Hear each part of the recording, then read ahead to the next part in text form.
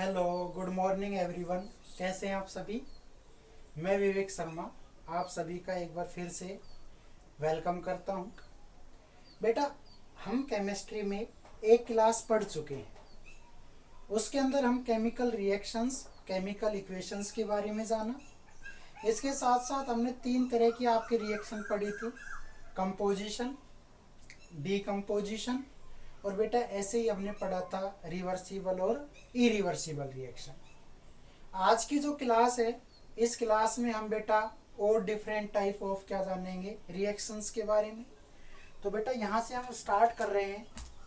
जैसे फोर्थ आपका जो है बेटा, उसको हम बोलते हैं जैसे न्यूट्रलाइजेशन। क्या बोल रहे हैं बेटा? Neutralisation reaction.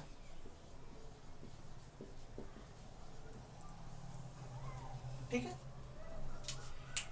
बेटा, ध्यान रखिएगा, जब भी कोई एसिड किसी बेस के साथ रिएक्ट करता है, when an acid reacts with base then it forms salt and water। तो इसका मतलब ये हुआ कि एसिड और बेस जब जब पार्टिसिपेट करेंगे तो उसी रिएक्शन को हम क्या बोलते हैं बेटा? न्यूट्रलाइजेशन। केवल एसिड होना चाहिए और केवल बेस होना चाहिए। अगर इसको छोड़कर फिर भी साल्ट बन रहा है तो वो रिएक्शन बेटा कौन सी नहीं है? न्यूट्रलाइजेशन। केवल और केवल एसिड और बेस की जो रिएक्शन होगी उसी को हम क्या कहेंगे? न्यूट्रलाइजेशन। तो आप लिख सकते हैं इसमें क्या? When acid reacts with water. ठीक है, सॉरी, रिएक्ट्स विद, आप कहेंगे sir base, then it forms, क्या बनाता है बेटा? आप कहेंगे सर एक तो बनेगा आपका साल्ट, एंड आप कहेंगे बेटा एक बनेगा आपका वाटर। तो बेटा हम इस रिएक्शन को क्या कहेंगे? क्योंकि इसमें एक तो आपका एसिड है और दूसरा आपका क्या है बेटा? बेस। तो एसिड और बेस की रिएक्शन को ही क्या बोलते हैं? न्यूट्रलाइजेशन। तो मैंने यहाँ पे लिखा बेटा, first one is acid and second is base. दोनों ने रिएक्ट किया तो बेटा हमारा प्रोडक्ट की फॉर्म में एक तो साल्ट बन गया और दूसरा बेटा क्या बना? आप कहेंगे सर वाटर। अगर इस चीज को हम एग्जाम्पल से समझे तो देखो बेटा, कोई एसिड ले लीजिए जिसका नाम है HCl, हाइड्रोक्लोरिक एसिड। इसको बेटा बोलते हैं हाइड्रोक्लोरिक एसिड। और जब हम इसकी रिएक्शन किससे कराते हैं? आप कहेंगे सर NaOH। इसको हम एक तरह से ये भी बोल सकते हैं क्या? कास्टिक सोडा बोल सकते हैं। और आप कास्टिक सोडा ना बोल के इसको सोडियम हाइड्रोक्साइड भी बोल सकते हैं। क्या बोलेंगे बेटा? Sodium hydroxide. क्लियर हुई? तो हम कहेंगे, अब एक बात देखो, जब हम कहें कि एसिड, तो बेटा एसिड में हमेशा क्या बनेगा? H+ ion. और बेटा जब बेस होता है, बेस में हमेशा क्या होगा? OH- ion. तो जिसमें आपका H+ आयन हो और जिसमें बेटा OH- हो, वो H+ वाला एसिड होगा और OH- वाला क्या होगा? बेस। और जैसे ये रिएक्शन बनेगा तो हम कहेंगे सर एक तो क्या बनेगा? NaCl। इसको हम कॉमन साल्ट बोल सकते हैं, या हम इसको क्या बोल सकते हैं केमिकली? Sodium chloride. क्या बोलेंगे बेटा? Sodium chloride. और दूसरा हमारा क्या बन जाएगा बेटा? H2O water. तो हमने कहा when acid reacts with base it forms salt and water, this reaction is known as neutralisation. केवल एसिड और बेस की रिएक्शन को ही कहेंगे। क्लियर हो गया? ओके, मैं रब कर रहा हूं बेटा इसको। अब हम अपनी अगली रिएक्शन पढ़ते हैं और उस रिएक्शन का नाम है बेटा जैसे बेस। क्या बोलते हैं? डिस्प्लेसमेंट। देखिएगा हम लिख रहे हैं बेटा यहाँ पे जिसका नाम है डिस्प्लेसमेंट रिएक्शन। और बेटा डिस्प्लेसमेंट को बोलते हैं विस्थापन। क्या बोलेंगे बेटा? विस्थापन रिएक्शन। विस्थापन का मतलब होता है बेटा अपना प्लेस छोड़कर किसी दूसरे के साथ शिफ्ट हो जाना। अपना प्लेस छोड़ देना और जहाँ से वो प्लेस छोड़ेगा तो कहीं ना कहीं जाकर तो वो ऐड हो गई। तो हम क्या कह सकते हैं, हम इसमें कह सकते हैं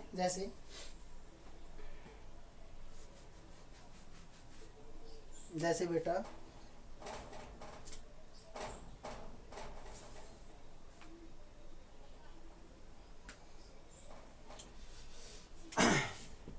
N reaction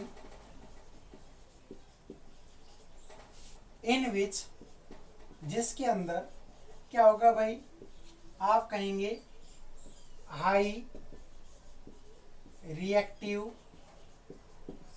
element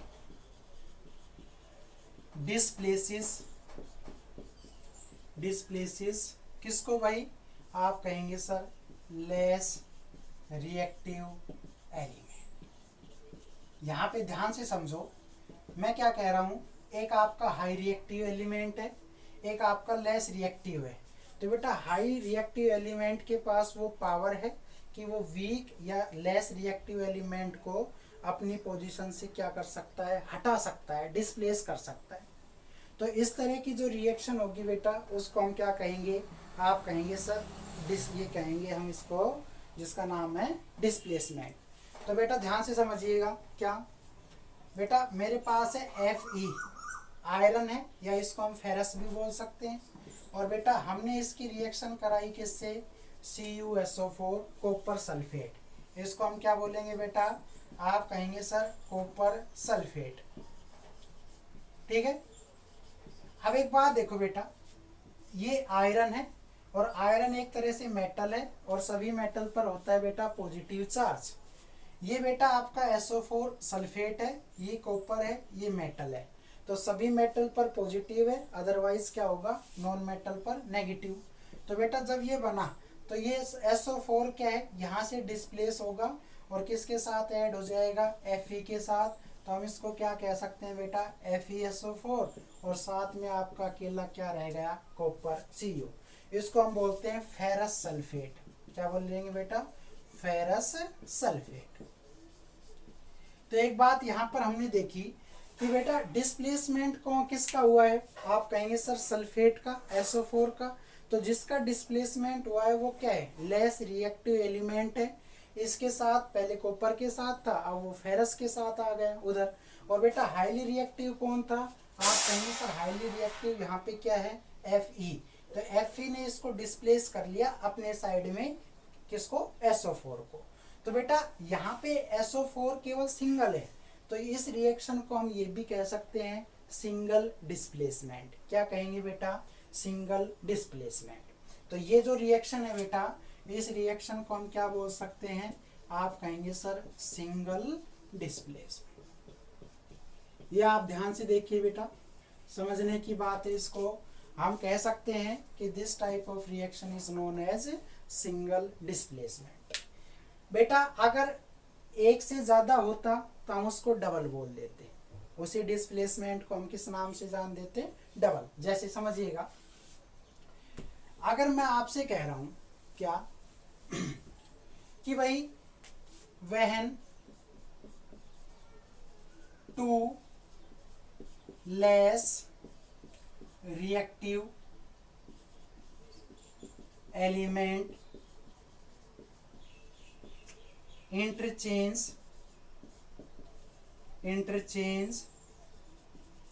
its position,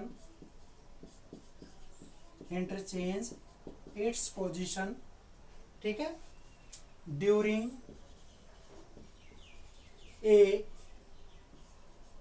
chemical reaction,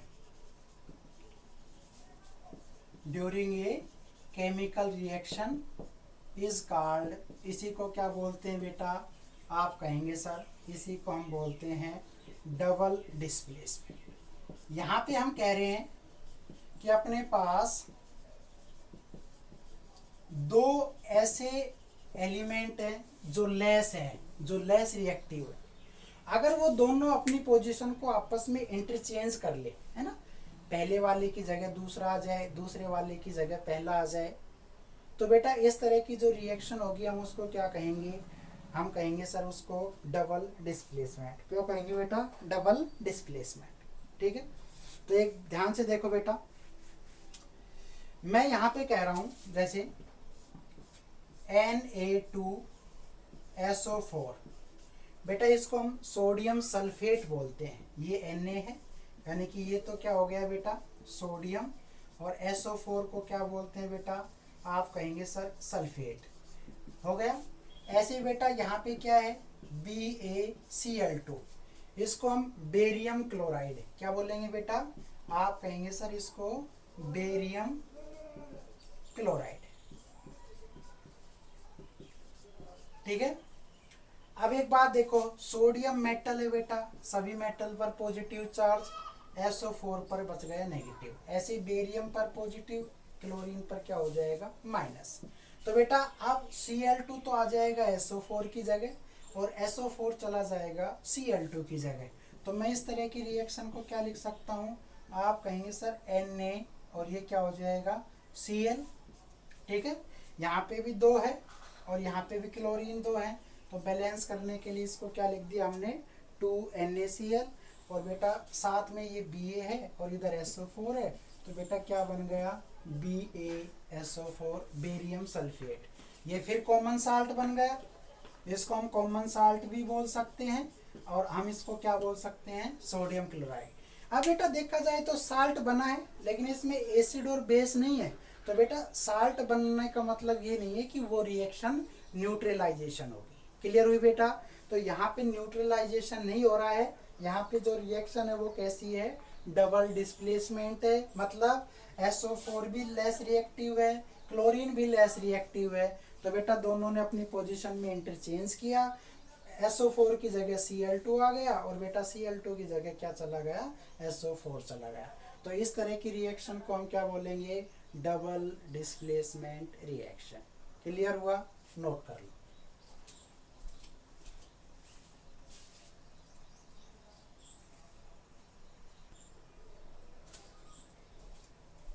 okay बेटा, अभी हम पढ़ रहे थे सिंगल डिस्प्लेसमेंट डबल डिस्प्लेसमेंट।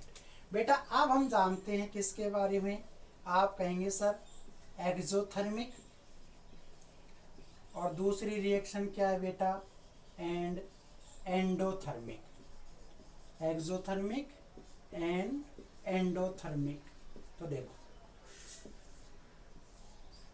बेटा यहाँ पर 2 चीजें हैं आपको दिखाई दे रही होगी, एक तो है एक्सो, और बेटा दूसरा क्या है आपका एंडो। एक्सो का मतलब होता है रिलीज होना, एक्सो का मतलब क्या होगा बेटा रिलीज होगा।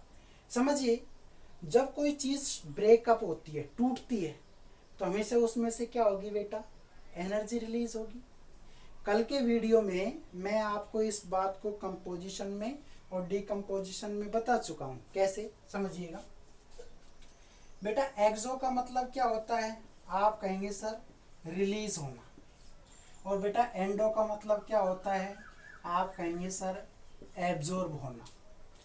एक बात यहाँ पर ध्यान देने वाली क्या है, आप कहेंगे सर इसमें 2 रिएक्टेंट है, सपोज करते हैं अपने पास 2 रिएक्टेंट है, और जब 2 रिएक्टेंट ऐड होंगे तो बेटा आप जानते ही हैं कि कोई ना कोई क्या बनता है जनरली, आप कहेंगे सर प्रोडक्ट। ऐसे बेटा फिर से हमारा कोई 2 रिएक्टेंट है, और फिर हमने क्या किया दोनों को ऐड किया, और ऐड करने के बाद फिर हमारा क्या बना बेटा, आप कहेंगे सर फिर से हमारा क्या बना प्रोडक्ट।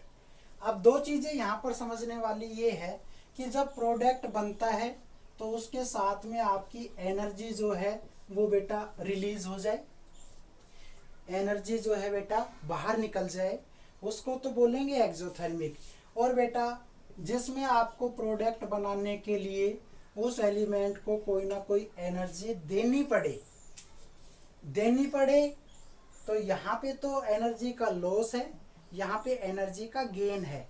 तो बेटा मैं यहाँ पर कह सकता हूँ कि एनर्जी आपकी क्या हुई है एब्जॉर्ब हुई है सर।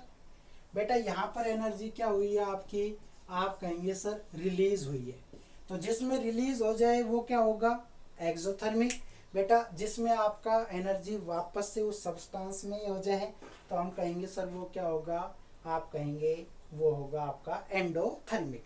एग्जाम्पल मैंने कल बताए थे क्या, जर्नली क्या, generally all compositions reactions, generally all compositions reactions are, उसी को हम क्या बोलते हैं बेटा, एक्सोथर्मिक। वाहिल दूसरा क्या हो जाएगा कि जो आपकी डीकम्पोजिशन रिएक्शंस होती है बेटा, उन डीकम्पोजिशंस जनरली क्या होती है, आर आप कहेंगे बेटा एंडोथर्मिक। ये आप ध्यान रखेंगे, ये आप क्या कहेंगे बेटा, ध्यान रखेंगे। जितनी भी कंपोजिशंस होती हैं वो जनरली एनर्जी को रिलीज ही करेगी कंपोजिशंस में, जबकि डीकम्पोजिशंस में क्या होगा बेटा, आप कहेंगे सर डीकम्पोजिशंस में हमारा वो एनर्जी को गेन करेगा। इसको ऐसे समझ लीजिए, क्या यहाँ पे लिख रहा हूँ बेटा मैं, देखो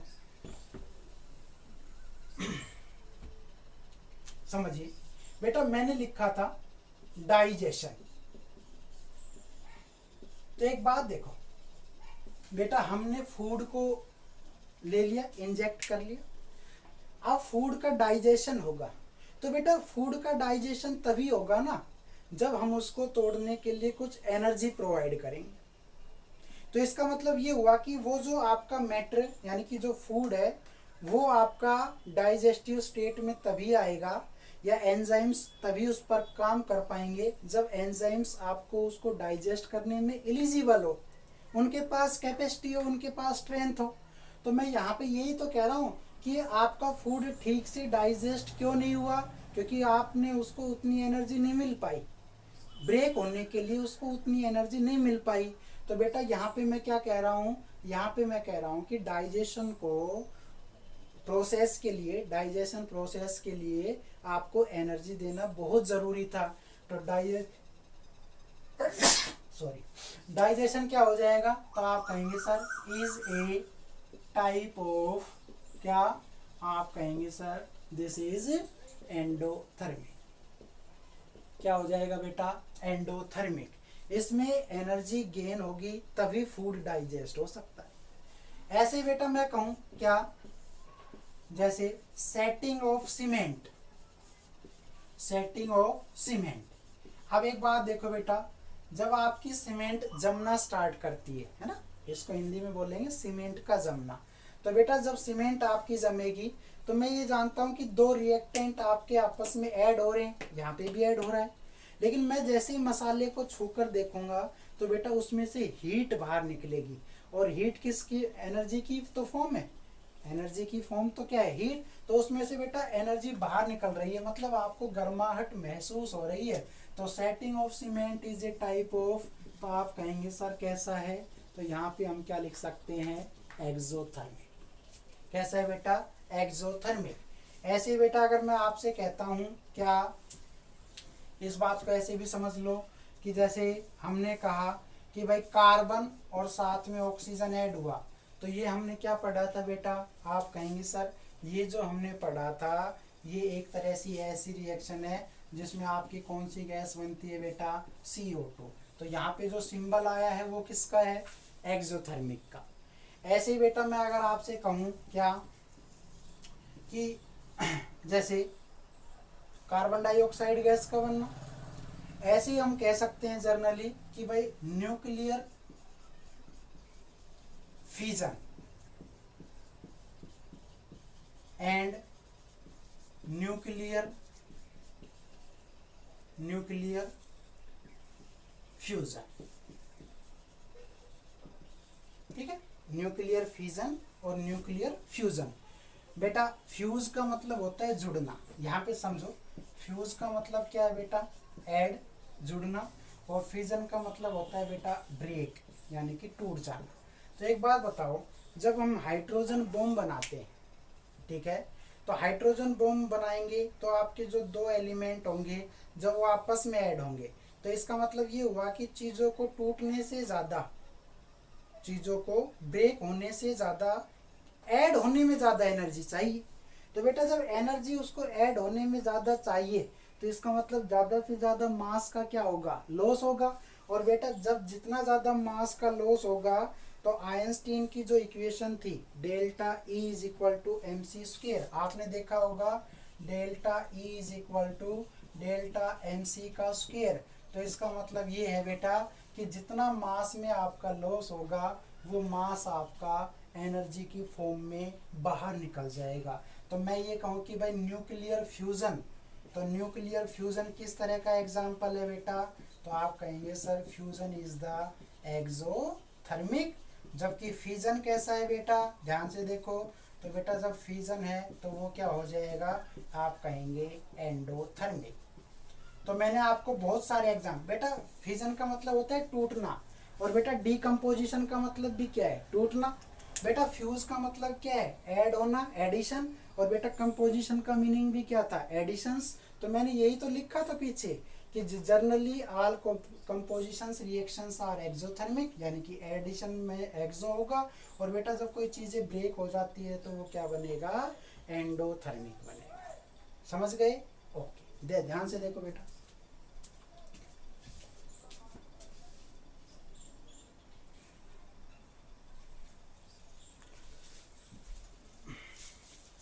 ओके बेटा, अभी हमने पढ़ा एक्सोथर्मिक एंड एंडोथर्मिक।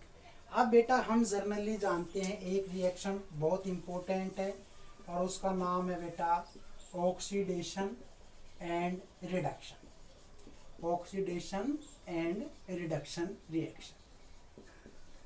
एक बात ध्यान से देख लीजिए बेटा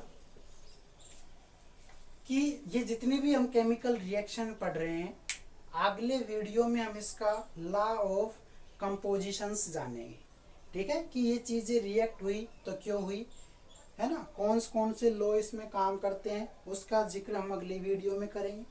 बेटा ऑक्सीडेशन एंड रिडक्शन, बेटा ऑक्सीडेशन को हिंदी में बोलते हैं ऑक्सीकरण। क्या कहेंगे बेटा, ऑक्सीकरण, ये ध्यान रखिएगा। और रिडक्शन को बेटा क्या बोलते हैं, आप कहेंगे सर इसको हम बोलते हैं अपचय। क्या बोलेंगे बेटा, अपचय। बेटा यहां से स्टार्ट करते हैं, पहले इसी को समझ लो। ऑक्सीडेशन के स्टार्टिंग में क्या है, ओ, और ओ किसका सिंबल होता है, ऑक्सीजन का। बेटा पीरियोडिक टेबल में ऑक्सीजन का जो सिंबल है एलिमेंट का वो क्या है, ओ ही तो है। ओके, तो मैंने यहाँ ओ से क्या निकाल दिया, आपको इजी वे में समझाने के लिए मैं क्या कह रहा हूँ बेटा, ऑक्सीजन। ओके, एक बात और कह सकते हैं कि बेटा ऑक्सीजन क्या है, नॉन मेटल, और बेटा नॉन मेटल पर कैसा चार्ज होता है, नेगेटिव। तो मैं ये कह सकता हूँ नेगेटिव एलिमेंट भी बोल सकते हैं इसको, इसके चार्ज की वजह से। ओके, तो मैं ये कह रहा हूँ कि जब कोई केमिकल रिएक्शन होती है तो कोई एक ऐसा एलिमेंट जो या तो किसको गेन करे, ऑक्सीजन को, या तो किसको गेन करे बेटा, ऑक्सीजन को। और वहां पे अगर ऑक्सीजन नहीं है तो कोई एक ऐसा एलिमेंट होगा ऑक्सीजन की जगह जिस पर कैसा चार्ज होगा, नेगेटिव। तो वो अपने आप में क्या बन जाएगा बेटा, नेगेटिव एलिमेंट। तो या तो ऑक्सीजन को या बेटा किसको, नेगेटिव एलिमेंट को वो क्या करता है बेटा, गेन करता है। या मैं और करके कह सकता हूं कि बेटा या तो फिर किसको, आप कहेंगे सर हाइड्रोजन को, और हाइड्रोजन का सिंबल क्या है बेटा, H। तो हाइड्रोजन को वो क्या कर दे बेटा, लॉस कर दे। और हाइड्रोजन ना हो तो वहां पर कोई एक ऐसा एलिमेंट होगा जिस पर कैसा चार्ज होगा, पॉजिटिव। तो बेटा या तो पॉजिटिव एलिमेंट हो या आपका हाइड्रोजन हो, उनमें से किसी एक को लॉस करे, या फिर ऑक्सीजन या फिर नेगेटिव एलिमेंट को क्या करे, वो गेन करे। तो अब इसकी एक प्रॉपर डेफिनेशन बनी है, क्या बनी है वो यहाँ से देख सकते हैं, ध्यान से समझिएगा। हमने लिखा in a chemical reaction, in a chemical reaction, okay, an element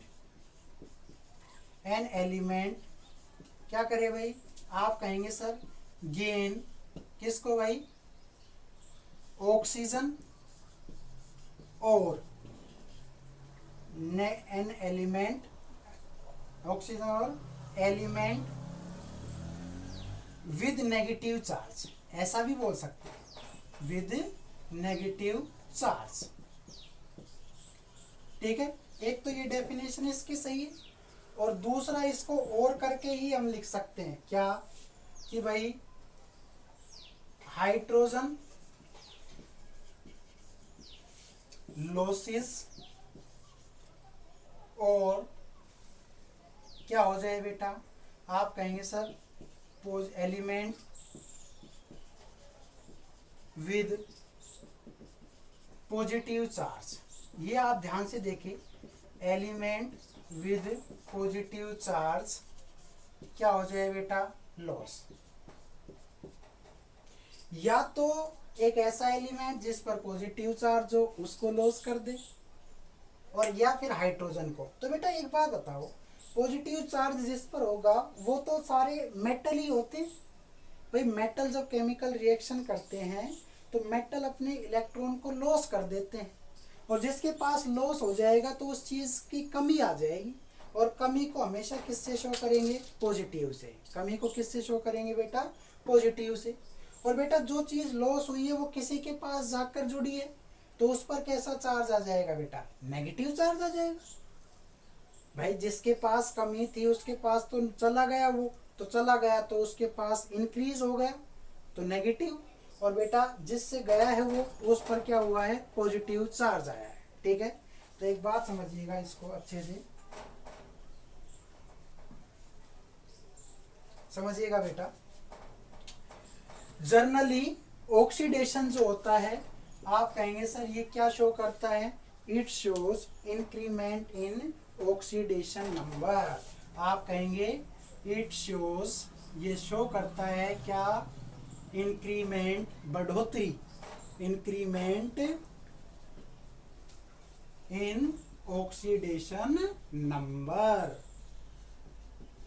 ये आप हमेशा ध्यान रखेंगे बेटा। हमेशा इसमें या तो ऑक्सीजन जुड़ेगा या फिर एक ऐसा एलिमेंट ऑक्सीजन की जगह जिस पर कैसा चार्ज हो, नेगेटिव। ठीक है, और अगर ऐसा हो गया तो इसका मतलब कोई लॉस हुआ है, तो ऑक्सीजन जुड़ा है तो बेटा हाइड्रोजन का लॉस होगा। अगर उस पर नेगेटिव चार्ज आया है तो बेटा पॉजिटिव चार्ज वहां से गया है। या तो ये डेफिनेशन याद कर लो या बेटा ये कर लो, एक ही बात है। एक याद हो गई, दूसरी अपने आप लिख सकते हो।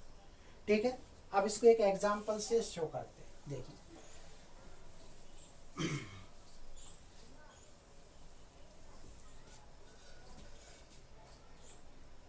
देखो बेटा, मैंने आपको पहले बताया CuO, बेटा इसको क्या बोलते हैं, कॉपर ऑक्साइड है। ध्यान से देखिएगा बेटा, इसको क्या बोलेंगे, कॉपर ऑक्साइड। और इसकी रिएक्शन हमने किससे करा दी बेटा, H2 हाइड्रोजन से।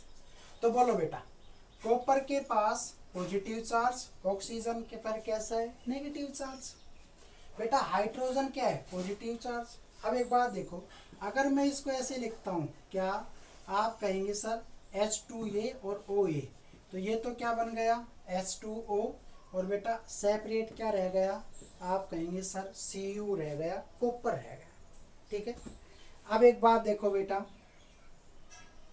यहां से समझिए बेटा, रिएक्टेंट साइड में हाइड्रोजन सिंगल है, लेकिन प्रोडक्ट साइड में यही हाइड्रोजन किसके साथ कंबाइन है, ऑक्सीजन के साथ। तो बेटा इस हाइड्रोजन को यहाँ पर आकर क्या हुआ, ऑक्सीजन का गेन हुआ, ऑक्सीजन का गेन हुआ। तो यहाँ पे क्या कहें, गेन ऑफ ऑक्सीजन हो गया बेटा।